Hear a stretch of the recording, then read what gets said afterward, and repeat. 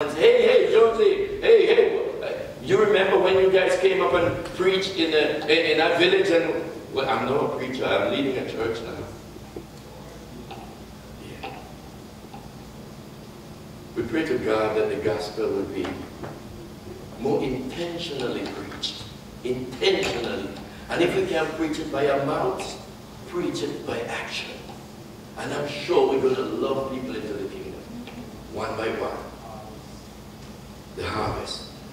And the fourth and final harvest is the harvest of final judgment. And this one really makes us straighten up a little bit. Matthew 13:37-39. Jesus said the field is the world. He was explaining the harvest to his disciples. Because there are certain things, they were like me and you. Sometimes things just went over their heads and they couldn't understand. So they would ask Jesus again, hey, you got to explain that again to me. I missed it. What really mean by this? And Jesus will back at them.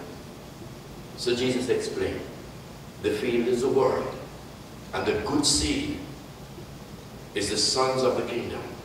The weeds, Jesus is preaching about the weeds and the good seed. The weeds are the sons of the evil one, and the enemy who sowed them is the devil. The harvest is the end of the age, and the reapers are the angels. Wow. Jesus explains the parable of the wheat and the weeds. This parable is God's kingdom, the entire world, not only here in Union Park, the entire world. The enemies of the kingdom are the weeds. They will always coexist with the good seed. That's why sometimes it's very difficult for some people, for you to know, or to know the fruit of a person.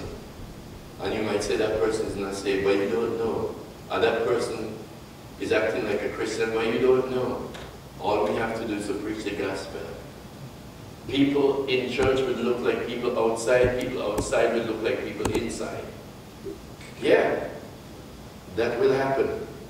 They will always coexist, the good seed and the weeds. The judgment of God will determine the destiny of the weeds and the good seed.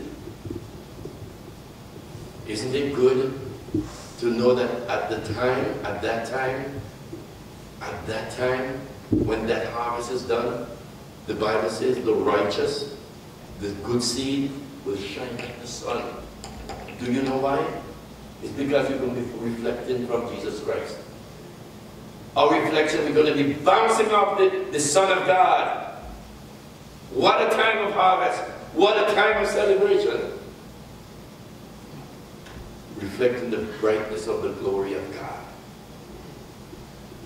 Folks, in conclusion, let's think harvest. Can we, this week? One of these harvests, let's think that way. Either the harvest of providence we can think about, or the harvest of moral consequence. Whatever we sow, we're going to reap. Or we can think of the harvest of evangelism. Maybe go tell one person, maybe a member of our family, hey, pay attention to God. He needs you. Or you need him. Harvest of evangelism. And the fourth and finally, the harvest of final judgment. And people act today that there would not be a final judgment. But it is in God's word. There's got to be a final judgment. It is a joyful time, but it is a time of accountability relating to what we do. It is a time of urgency, but the responsibility God has given us as a church and as a Christian to be part of that harvest. In some way, in some form, part of the harvest. Let's think harvest this week. May God bless these thoughts of our hearts with namesake. Amen. Let us stand.